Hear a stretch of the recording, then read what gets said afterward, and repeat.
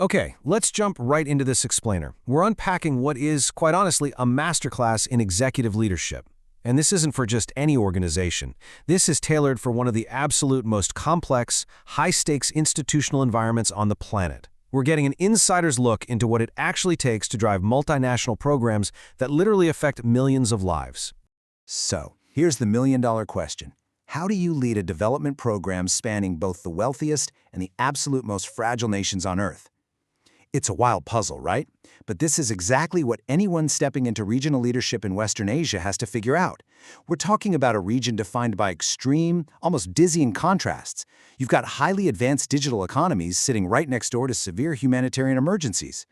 To wrap our heads around that, we really have to look at the institution itself, UNSCWA, or the United Nations Economic and Social Commission for Western Asia. And the key thing to grasp here, ESCWA isn't just some think tank churning out academic papers, and it's not purely an operational agency on the ground either. It's a bridge. It connects massive global agendas directly with specific national priorities, essentially turning deep policy analysis into real, practical action. To see how that's done, we're breaking down a highly strategic executive playbook tailored specifically for Basel El-Habil's Deputy Executive Secretary candidacy. We'll be looking at 5 crucial pillars today: leadership in Western Asia, strategic program coherence, modernizing development delivery, empowering teams and partners, and finally, building regional trust. Let's get right into the first one. So, starting with pillar number 1, leadership in Western Asia, and navigating those intense contrasts we just talked about. When you look at the sheer weight of these regional pressures, you realize pretty quickly that you can't just tackle them in isolation. Macroeconomic fragility feeds directly into severe fiscal stress, which is then made so much worse by climate pressure, resource scarcity, and long-term displacement. Add in the desperate need to find jobs for a massive youth population, and, well, you can see why this environment demands an executive who is exceptionally calm under fire and capable of some serious forward-thinking strategy. Which brings us to this core strategic matrix. This really grounds us in the specific operational discipline this role actually requires. Notice the role logic at the top. Leading as a strategic integrator. This isn't about micromanaging every little detail, it's about connecting high-level regional priorities to actual, measurable results. It heavily leverages a candidate narrative built on Basel El-Habil's UN experience in digital transformation and crisis adaptation. And it demands a leadership tone that's executive, diplomatic, incredibly evidence-based, and singularly focused on delivering measurable public value. Moving on to pillar 2, we have to look at how to manage all that. Strategic program coherence, or basically breaking down bureaucratic silos. To really get this, we have to contrast the wrong way to run massive global programs against the right way. On one hand, you have isolated activities. Think fragmented divisions, competing work plans, and what the source brilliantly calls activity inflation. Basically, everyone is busy, but nothing actually gets solved. On the other hand, you have the goal, a mutually reinforcing system. This is where portfolio alignment, shared strategic outcomes, and integrated evidence come together so that every single division's work actually amplifies the others. Seriously, if you take away only one thing from this explainer, make it this mantra: turn complexity into coherence. A true strategic integrator has to look at an incredibly tangled web of bureaucratic mandates and chaotic regional crises and somehow forge that complexity into sharp, manageable coherence. That right there is the absolute essence of effective executive leadership. All right, on to our third pillar. Let's talk about how we actually execute that coherence by modernizing development delivery. And look, modernization here isn't just handing out faster laptops or updating software to the latest version. It is a rigorous, step-by-step process. Step 1 is diagnosis. You have to identify the exact, specific problem and the real needs of a member state.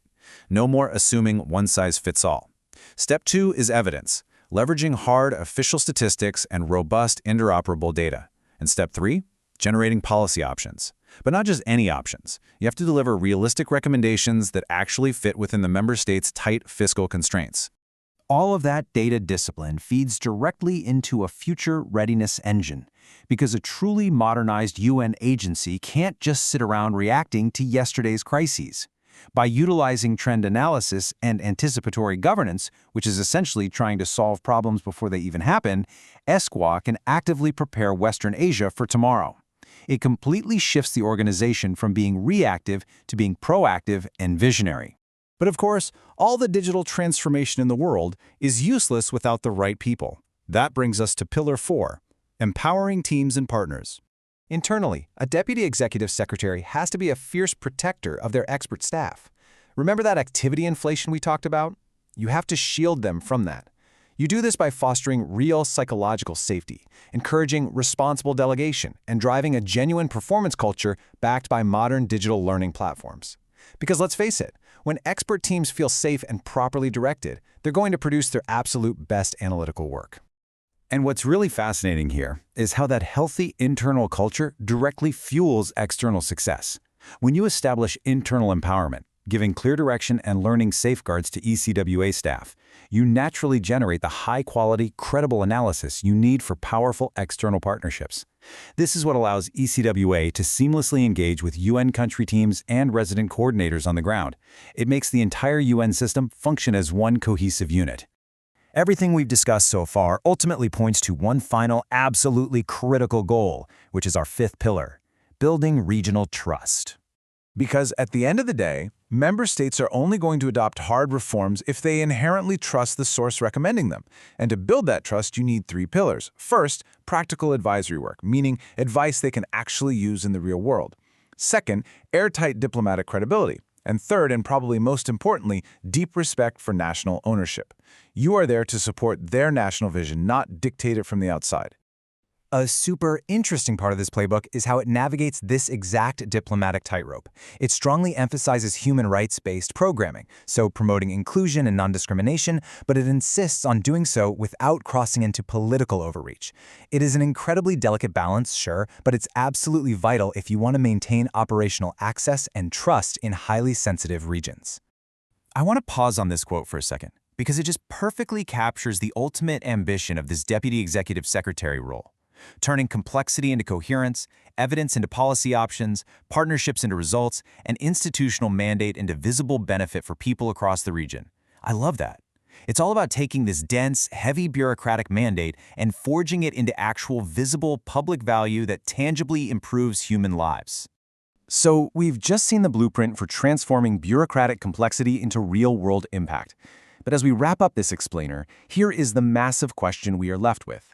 Are our huge global development institutions truly prepared to adopt this level of rigorous executive discipline, or are they just going to remain trapped in their comfortable silos?